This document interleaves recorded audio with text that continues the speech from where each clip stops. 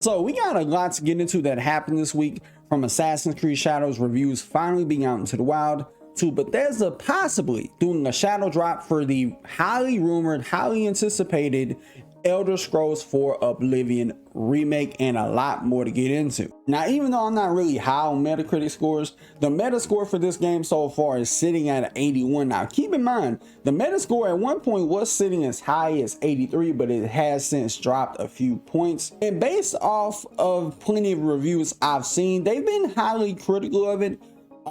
Some have been saying that this is either fine or bad, or I don't recommend it. Others are saying it is good, or it's the best that we've gotten from these last 3 Assassin's Creed games. So it kind of would come off like a mixed bag of reviews, and it kind of would just all boil down to, did you really enjoy the last 3 Assassin's Creed games? If you didn't, then you may not enjoy this one.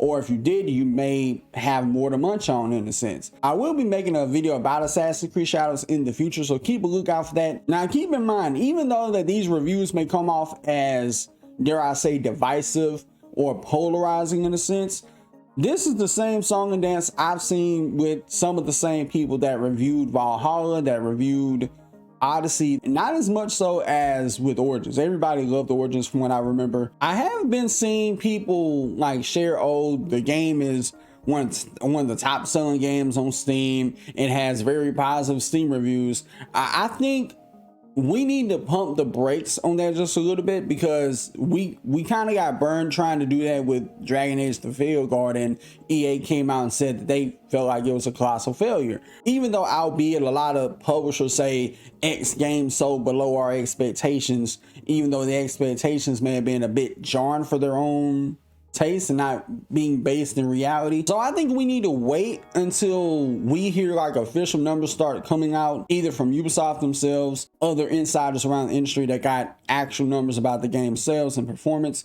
which of course a lot of people won't be surprised if it sells well, because of how these last few games have tapped into a brand new market, selling out the wazoo, selling over 10 million copies. The last one made them over $1 billion freaking dollars. It's wild how much money that game printed out. But all I can say, it's one of them things, if you enjoyed the last few Assassin's Creed games, you might end up enjoying this. But if you did not, you might not end up enjoying this. Now, one thing that has stuck out to me about the reviews is that they all kind of have this correlation where they point out a flaw with this game, being that it has like a strong opening, then at some point or another, the story gets put to the wayside and everything ramps up towards the final act, which that is something that has been a staple problem for Assassin's Creed for a while now. Not just Assassin's Creed, but other Ubisoft games in general, where they will have this strong opening, but then they'll try to use that strong opening to catapult you into the gameplay, instead of having like small narrative threads that connect together to the middle and all the way to the end, to the final act. We've seen this time and time again, and personally, I don't understand why some devs do it. I get it, they want you to be immersed in the gameplay, but there has been time and time again where you could have a game that has a strong opening that catapults you into the said gameplay, but continues a narrative throughout the course of the game to, you know, kind of give you an idea of what you're doing, how's everybody reacting to you in the world of what you're doing, etc., etc. You get the idea. According to Jamansu, it says that Sony and People Can Fly enter a brand new agreement for a prototype based on Sony IP. It says that People Can Fly will work on a work for hire model, meaning that they will work as a developer on behalf of Sony, a la second party, I guess. They receive some type of remuneration from Sony themselves. And it said that this said prototype will be divided into stages. Now, keep in mind about People Can Fly, I did a little bit of digging, been greenlighting a lot of games.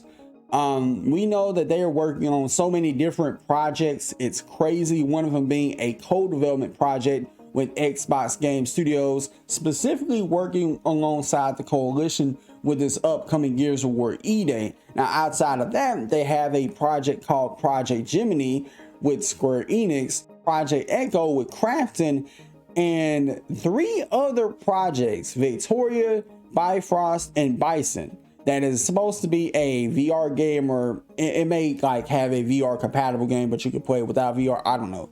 And of course, Project Delta, that's based on Sony IP. I really don't know why they're greenlighting so many games, considering that the last games that they've put out, 2 of which have been VR games, and before that was Outriders. So take that with what you will. But the only one that's slated to come out in 2026 might end up being the Project Gemini and Gears of War E-Day. But after that, it's really, you know, to be determined. Now, is this something to really get excited about? I really honestly don't know. Time will tell. It just depends on whatever this Project Gemini game is and however Gears of War E-Day performs. I mean, a lot of people seem to be excited for E-Day. I know it did look like an amazing trailer, so I hope they do deliver on that. But outside of that, I just got a whole bunch of question marks. I wouldn't be surprised if at least one of these other projects get canceled. Like, I don't know. Like, it seems like they got a lot on their plate, and I don't know if they're going to be able to eat the whole buffet. But Bethesda made Shadow drop the Oblivion remake sometime in April, according to reliable leakers. Specifically from Nate the Hate on Twitter, and this was also corroborated by VGC's own Andy Robinson. Now, for people who don't know, Oblivion was one of those Elder Scrolls games that I never played, but a lot of people in school, that's all they talked about. They absolutely loved and adored it. Even people try to put me on Skyrim. I ended up playing Skyrim like years later, and I'm not gonna lie, like Skyrim is a wild game. So it makes me wonder, like, if Oblivion is anything like Skyrim in that regard, where it feels like every quest matters, even the side quest, then hey, sign me the fuck up. I'm just gonna stay away from the mountain yetis though. But nevertheless, I am interested to see how this is gonna look. Would it end up coming out everywhere? I would imagine it comes out on PS5, Xbox Series X, like Game Pass even, considering the fact that Oblivion did come out everywhere as well. So I don't see the excuse of why they couldn't put it over on every other platform as well. And that would be my first time playing Elder Scrolls Oblivion. Now, fingers crossed, hopefully this remake can give people a good idea of what we could look forward to when it comes to the next Elder Scrolls game, which has been in development since when? Like 2016, 17, 18? It was announced like way back when, and it was announced too early, too prematurely. I don't know why they did that. It was a bad idea from the jump, but I get it. With all the success that Elder Scrolls 5 had, they're looking at it like, hey, we're gonna take our time with this. We're gonna drip feed y'all some shit, and we're gonna go from there. Depending on who is developing this remake, bugs might be expected, because bugs and Bethesda go hand in hand like the springtime. PlayStation has also formed another studio called Dark Outlaw Games, spearheaded by a former Call of Duty Zombies developer, Jason Blundell. At one point, he was a former Treyarch co-studio head. He left in 2020 after being at Activision for over 13 years, and he was also one of the co-founders for Deviation Games, which we all know didn't even see the light of day in terms of putting out his first game. But during an interview, it's noted that the studio is staffing up and that there would be more to share in the future. Quote, I've had the amazing opportunity to create a new studio within PlayStation Studios for Sony. The studio is called Dark Outlaw. We've been working away in the shadows for a while. When we've got something to talk about, we'll step out into the light. It's such a privilege to be able to do it with Sony as a new first-party studio. Sony doesn't start up first-party studios all the time, so to have that privilege is humbling. It's about getting the team to gel. I'm a programmer at heart, so let's test those assumptions. Is it working? You're trying to hit that escape velocity. Now, is this something to really get excited for? Yes and no, because he is a former Treyarch developer. But at the same time, he did co-found Deviation Games, and they had a deal with Sony, and something happened behind the scenes that we don't know of, and nothing came out of it. They literally came and went like the summer breeze. So fingers crossed they'll be able to put out their first game and won't get shuttered. Even though with Deviation, they wasn't necessarily a first party studio, that was more like second party, like a partnership, if you will. This just goes into the whole thing with PlayStation of starting up brand new studios or having alliances with brand new studios that hasn't really been proven yet, even though they used to have a track record of absolutely saying, hey, we'll wait till you put out whatever game you want to collaborate with us, fine, that's cool. But in order for us to put you as one of our PlayStation studios first, we need to see what you're working with. It makes me wonder what he would make, considering he used to work on the zombies portion of Call of Duty. So would he make like some type of live service zombie game? I hope not. Or because technically he worked on zombies, would he try to, you know, find a way to work on a Days Gone 2?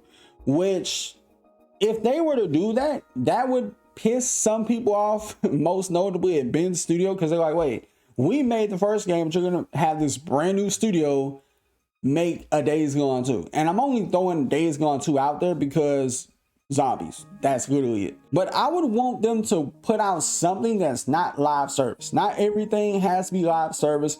You don't have to have a developer that is known for live service to work on a live service game. You could have them do something else. You could have them greenlight a single player game, narrative driven game, this, that, and the third. But with that being said, y'all let me know what you think about all these topics in the comments below. Till next time, I'll see y'all in the next video. Peace.